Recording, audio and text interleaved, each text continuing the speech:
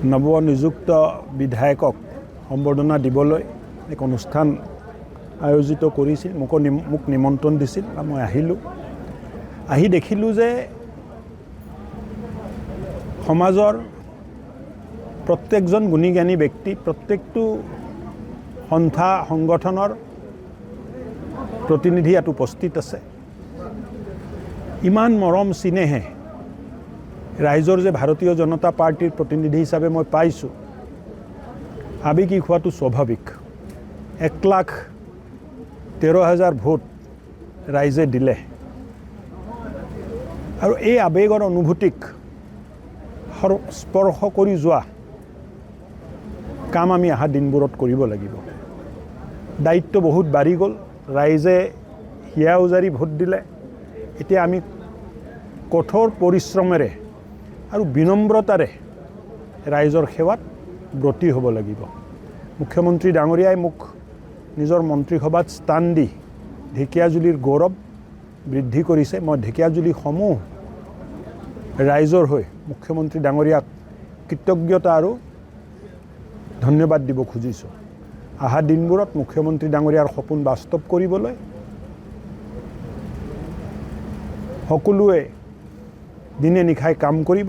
ভাৰতীয় জনতা পাৰ্টিৰ সংকল্প পত্ৰ, NDAৰ সংকল্প পত্ৰ আমাৰ বাবে ব্ৰহ্মবাক্য হ'ব আৰু দুখীয়া ৰাইজৰ হৈ অসমক আগুৱাই লৈ যোৱা বিকশিত অসম, সুৰক্ষিত অসম, আত্মনিৰ্ভৰ অসম, নিজৰ ভৰিত থিয় হোৱা অসম আৰু অহা 5 বছৰত অসমৰ শ্ৰেষ্ঠ 5টা ৰাজ্যত অসমক লৈ যোৱাৰ কাৰণে পূৰা দমে চেষ্টা কৰোঁ। চেষ্টা এটা কৰিম। যোৱাবাৰে ইচ্ছা আছিলে, কিন্তু কিবা কিছু মানুহৰ চেষ্টা আছিল যে এইটো কাম হ'ব নালাগে বুলি নহ'ল। কিন্তু অহা দিনবোৰত এইটো চেষ্টা আমি কৰিম।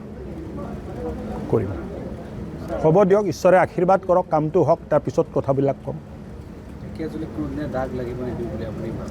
আজি ৰাইজক প্ৰতিশ্ৰুতি দিছোঁ যে ঢেকীয়াজুলিৰ প্ৰতিনিধি, ঢেকীয়াজুলিৰ বিধায়ক হিচাপে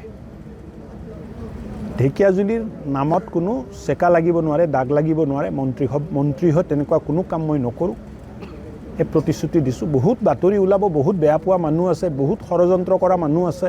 দলৰ বিৰুদ্ধে ষড়যন্ত্ৰ, মুখ্যমন্ত্ৰীৰ বিৰুদ্ধে ষড়যন্ত্ৰ, মোৰ বিৰুদ্ধে ষড়যন্ত্ৰ। কিন্তু ষড়যন্ত্ৰ কৰা মানুহ থাকিব, আজি নহয়। ষড়যন্ত্ৰ কৰা মানুহ মৰ্যাদা পুৰুষোত্তম ভগৱান ৰামৰ দিনতো আছিলে, যে মা সীতাক অগ্নি পৰীক্ষা দিব লগা হ'ল। অন্তত আমাৰ পৰা অগ্নি পৰীক্ষাটো বিচৰা নাই আৰু ৰাইজে আশীৰ্বাদ কৰি আহিছে। চ' এইটোতো ষড়যন্ত্ৰ কৰা মানুহ সদায় থাকিব, বেয়া পোৱা মানুহ সদায় থাকিব। তাৰ মাজতে ভাল মানুহক সংগঠিত কৰি এক লগত লৈ সমাজত আমি আগবাঢ়িব লাগিব। পুলিচ, পেৰামিলিটাৰী বেটেলিয়নত নিয়োগ কৰিব পৰা শাৰীৰিক ক্ষমতা, তাৰ বৃদ্ধিৰ বাবে অহা দিনবোৰত আমি কাম কৰিম। আৰু অহা 5 বছৰত আমাৰ চেষ্টা আছে যে আমাৰ শ্বেয়াৰ এটা সন্মানজনক স্থান ঢেকীয়াজুলি সমষ্টিৰ চৰকাৰী চাকৰিত আৰু পুলিচ বেটেলিয়নৰ চাকৰিত থাকিব লাগে। আশা কৰিব পাৰিব ইলেকশ্যনৰ আগত কৰা সংকল্প 5 বছৰত সিদ্ধিৰ ফালে লৈ যোৱা, সফলতাৰ ফালে লৈ যোৱাৰ বাবে সকলো ধৰণৰ প্ৰচেষ্টা কৰা হ'ব, প্ৰয়াস কৰা হ'ব, কষ্ট কৰা হ'ব আৰু যি কৰি কাম কৰিব লাগে কামবিলাক কৰা হ'ব। গ্ৰাম্য অঞ্চলত কিমানত গাখীৰ বিক্ৰী হৈছে মই নাজানো। গাখীৰ উৎপাদনে বহুত কম। মাটি যিটো পৰিমাণত ডেইৰীৰ কাৰণে লাগে, এই মাটিটো আমি যোৱাবাৰ বিচাৰি দিব পৰা নাছিলোঁ। এবাৰ উচ্ছেদ কিছু হ'ব, উচ্ছেদৰ পৰা যিটো মাটি ওলাব সেইটো ডেইৰী প্ৰকল্পৰ কামত লাগিব। প্ৰত্যেকটো স্কুলৰ বাউণ্ডেৰী ৱাল হৈছে আৰু যদি নাই হোৱা অহা এবছৰত আমি কৰিম। কিবা যদি আপোনালোকৰ তাত তথ্য আছে মোক দিব। আপুনি প্ৰস্তাৱ দিছে, আমি নিশ্চয় য'ত মানে উচিত যিটো ব্যৱস্থা এইটো কৰাৰ কাৰণে চৰকাৰৰ লগত কথা পতা যাব।